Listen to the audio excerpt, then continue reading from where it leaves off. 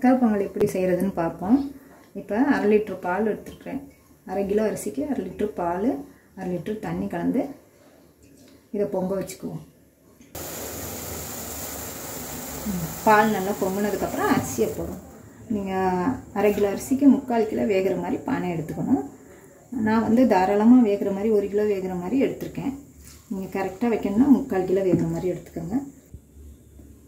அரிசி கழுவி 1/2 கிலோ அரிசி 100 கடலைப்பருப்பு போட்டு கழுவி 1/2 மணி நேரத்துக்கு முன்னாலேயே ஊற வச்சுட்டேன். இப்போ இதை போட்டுருவோம்.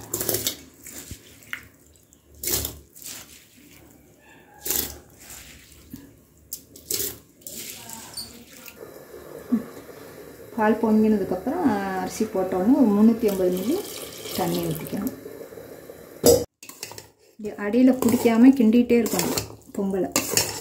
அரிசி உடஞ்சாலும் பரவாயில்ல.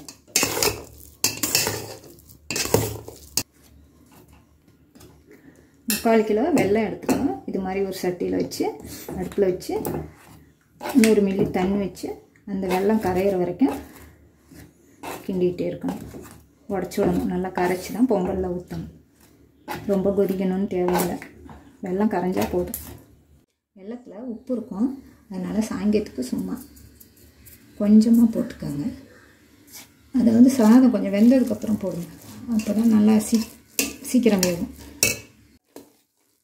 சில அரிசி சீக்கிரம் வேகாது. அதுக்கு கொஞ்சம் தண்ணி வந்து 150 மில்லி அதிகமாகவே போட்டுக்கோங்க.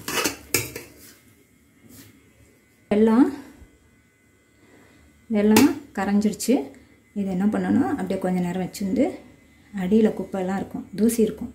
அதுக்கு தான் வடிகட்டி வச்சு வடிகட்டவும் முடியாது. இது மேலே ஏதாவது தூசி இருந்தால் எடுத்துகிட்டு இல்லை வடிகட்டியில் கூட வடிகட்டின மாதிரி அப்படியே மேலால் ஊற்றி விடணும். மில்க் மேடு இது வந்து ஒரு 2 டேபிள் ஸ்பூன் அளவு இதில் விட்டிங்கன்னா பொங்கல் பிசு பிசுன்னு இருக்கும். கோயில் பிரசாதம் மாதிரி.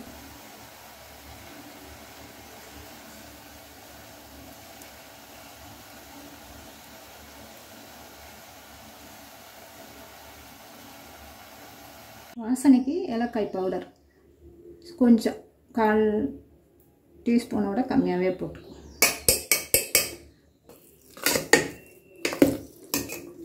பச்சை கற்பூரம் கூட மிளகு, ஒரு மிளகை விட சின்னதாக கொஞ்சம் போட்டுக்கலாம். ஏலக்காய் பவுட்ரு இல்லைன்னா அதுக்கு பதிலாக போட்டுக்கலாம். நல்லா வாசமாக இருக்கும். இப்போ நெய்யில் வறுத்து வச்சுருக்க முந்திரி பருப்பு போட்டுக்கலாம்.